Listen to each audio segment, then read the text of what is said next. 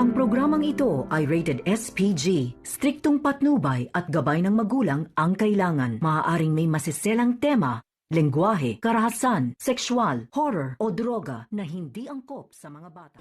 Tuwang-tuwa si Rigor sa ibinalita ni Colonel Suarez tungkol sa kanilang pagpapaimbestiga sa kaso ni Chef Espinas na umano'y nagbunga raw ang pagpapaimbestiga ni Rigor dito kay Chef Espinas. Napapatunayan nga nila na may mga ginawang krimen at iba pang mga iligal na ginawa si Chef Espinas sa loob ng bilibid. Kung kaya't sinabi agad ni Colonel Suarez dito kay Rigor na si Rigor umano ang inatasan ni General Pacheco upang aarestuhin itong si Chef Espinas. Kaya naman agad kumilos si Rigor kasama ng kanyang mga tauhan na mga pulis.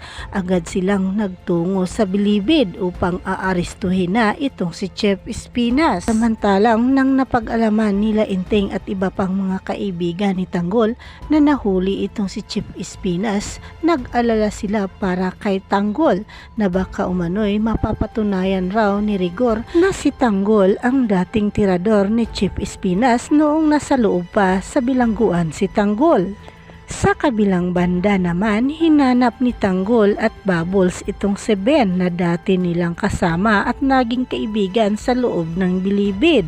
Upang aalamin ni Tanggol ang dati niyang pakiusap dito kay Ben, hahanapin ni Ben ang asawa ni Mukang na si Alberto. Kaya naman nakikita nga ni Tanggol at Bubbles si Ben at nagkakataon rin nakasama ni Ben itong si Mang Berting na isa ring kaibigan ni Tanggol. At sa kanilang pagkikita, buong akala ni Ben at Mang Berting na umiska po itong si Tanggol at Bubbles sa kulungan. Kaya naman agad sinabi ni Tanggol at Bubbles dito kay Ben at Mang Berting na lumaya na sila. Agad sinabi ni Tanggol dito kay Ben ang kanyang pakay tungkol sa pagpapahanap niya dito kay Ben sa asawa ni Mukang na si Alberto. Kung kaya't pinapasama ni Ben at Mang Berting si Tanggol at Bubbles doon sa kanilang kuta upang doon na lang raw nila pag-uusapan ang tungkol sa pakay ni Tanggol sa kanya. At umano'y nagkakataon rin raw na nandoon itong si Primo. Kaya naman sumama rin si Tanggol at Bubbles sa kanila Ben at Mang Berting. At ngayon nakausap nga ni Tanggol si Primo at Amanda.